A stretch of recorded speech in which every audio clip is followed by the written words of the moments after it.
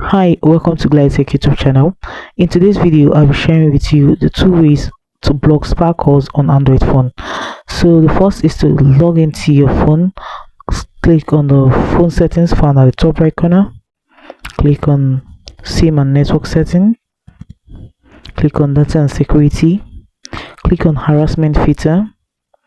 So you click on block numbers not in contact. Just turn on the toggle.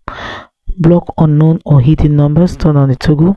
So if these two toggles have been turned on, there is no way a spam call will call your phone. Next way you can block spam calls on your phone is by making sure you go to your Play Store or App Store and download Truecaller app. So right here on my Truecaller, the first thing I have to do is to click on these three dots found at the top right corner of my screen. Click on the settings option.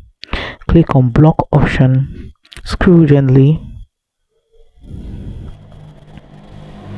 So I just have to make sure that I turn on these three toggles.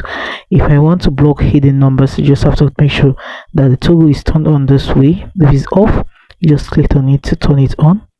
Numbers for foreign countries, if you don't want numbers for foreign countries to call you, you just have to turn the toggle on.